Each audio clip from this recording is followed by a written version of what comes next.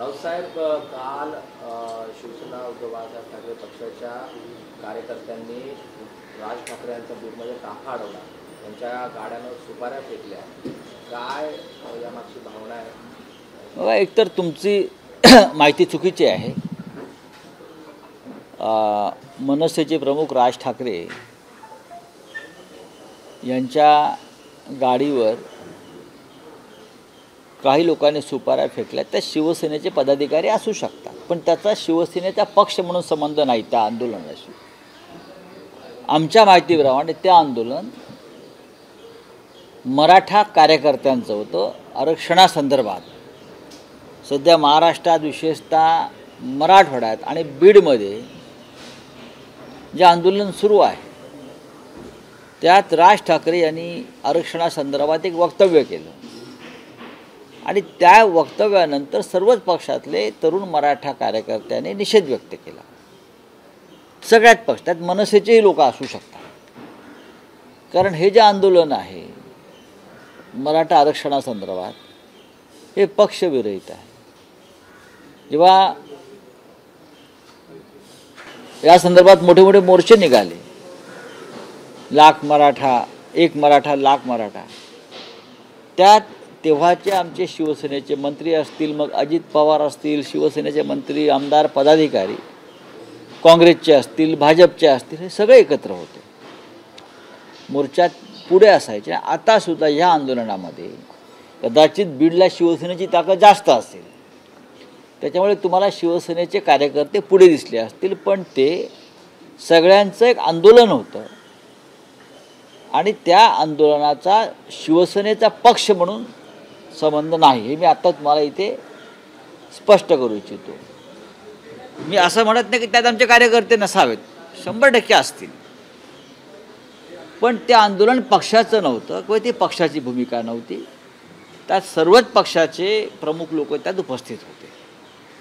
यानंतर मनसेच्या नेत्यांनी देखील शिवसेनेला इशारा दिला की तुमचे देखील दौरे. बघा, प्रश्न असा आहे, ते आंदोलन कोणी केलं हे आधी समजून घ्या. धमक्या इशारे देऊ नका,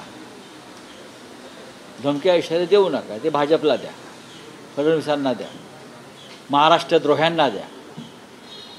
मी माझी भूमिका, माझ्या पक्षाची भूमिका, शिवसेना पक्षप्रमुखांची भूमिका सांगतो. जे घडलं बीडमध्ये, जे राज ठाकरे यांच्या गाडीवर ज्या सुपाऱ्या टाकल्या असं म्हणतात, तेव्हा आम्ही दिल्लीत होतो, सगळे आम्ही माहिती घेतली. तेव्हा त्या आंदोलन ते पक्षाचं आंदोलन असं म्हणून आम्हाला त्याचं स्वीकार करता येणार नाही. राजकारणामध्ये ही लोकशाही आहे, लोकशाहीमध्ये प्रत्येकाला आपल्या भूमिका मांडण्याचा अधिकार आहे आणि त्या भूमिकांना जर कोणाचा विरोध असेल तर निषेध करण्याचा अधिकार आहे. निषेधाच्या पद्धती वेगळ्या असतात. महाराष्ट्रातलं वातावरण ज्या पद्धतीने बिघडलं जातं आहे किंवा बिघडवलं जातं आहे ते पाहता भविष्यामध्ये सर्वच राजकीय पक्षांनी या विषयावर संयम पाळणं गरजेचं आहे.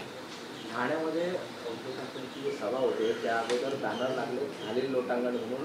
उद्धव साहेब हे त्या ठिकाणी नतमस्तक होताना दाखवले. सोनिया गांधी आणि शरद पवारांच्या समोर त्यांच्या मागे तुम्ही उभे आहात. मी असेल ना, आम्ही महाविकास आघाडीमध्ये आहोत. महाराष्ट्राच्या मुख्यमंत्री पदावर ज्यांना बसवलेलं आहे सध्या, ते लोटांगण घालूनच बसवलेलं आहे ना, ते लोटांगण वीरच आहेत ना. आतापर्यंत गेल्या 60 वर्षात सगळे मुख्यमंत्री म्हणून दिल्लीला गेले नसले तेवढे हे एक मुख्यमंत्री गेले लोटांगणं घालायला. दिल्लीमध्ये फक्त लोटांगणं घालण्यासाठी जात नाहीत, दिल्ली देशाची राजधानी आहे.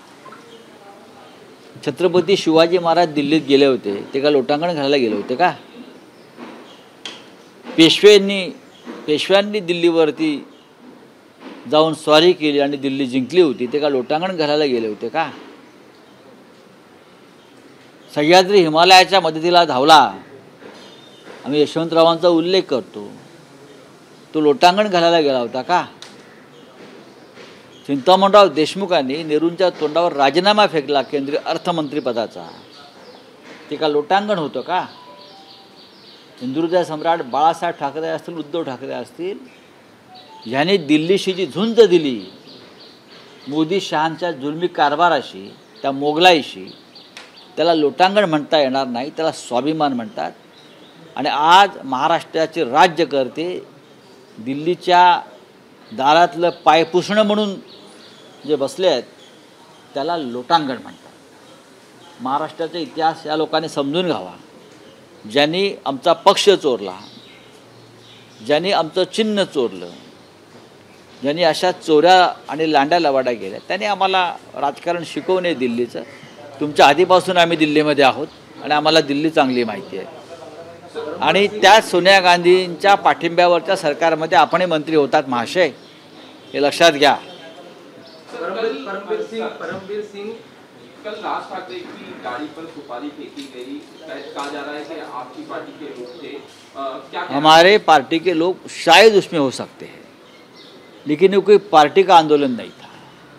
महाराष्ट्र में जो मराठा आरक्षण आंदोलन चल रहा है, उस आंदोलन के बारे में राज ठाकरे जी ने एक वक्तव्य किया था कि मराठा समाज को आरक्षण की ज़रूरत नहीं है, किसी को आरक्षण की ज़रूरत नहीं है. उसके बाद लोगों में गुस्सा है. तो किसी भी ये पार्टी का आंदोलन नहीं था, सभी पार्टी के मराठा कार्यकर्ता एक साथ आकर आंदोलन किया था, निषेध किया था.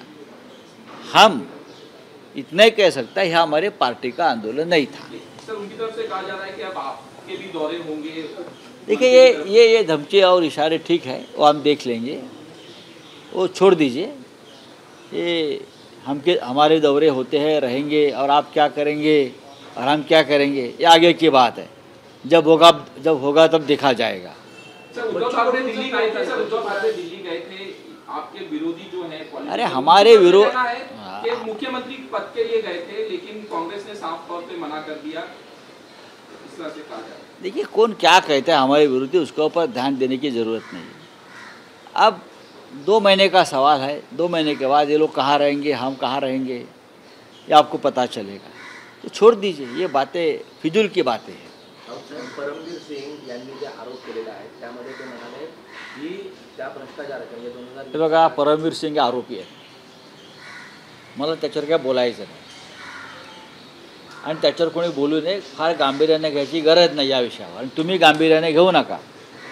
देवेंद्र फडणवीस आणि त्यांचे पोपट सगळे लहान मोठे हे आता निवडणुका आहेत बरं का, त्यांना काहीतरी मिरच्या आणि पेरू खायला घालतील आणि पोपटपंची करून घेतील. आम्हाला त्याच्यावर बोलायचंच नाही आहे. हा विषय संपलेला आहे आमच्यासाठी.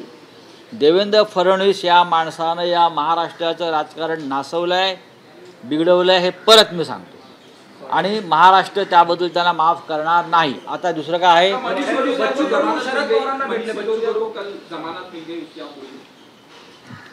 17 महीने के बाद मिली है.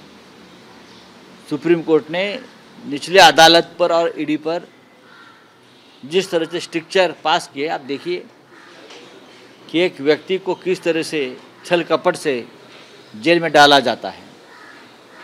17 महीने तक उससे बेल नहीं, जमानत नहीं मिलने देते, उसका अधिकार का हनन होता है. ईडी और निचली अदालत कानून से काम नहीं करती. मैंने भी ये वेदना सही है. अनिल देशमुख जी हो, संजय सिंह जी हो, बहुत लोगों को हमने देखा है.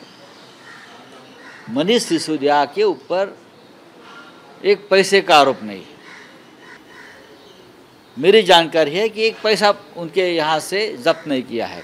जो आप बोलते हैं ना क्राइम का मनी लॉन्ड्रिंग, कहाँ मनी लॉन्ड्रिंग है. भारतीय जनता पार्टी मनी लॉन्ड्रिंग की बादशाह है.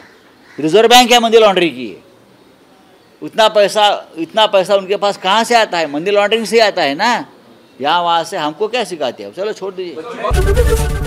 एबीपी माझा, उघडा डोळे बघा नीट.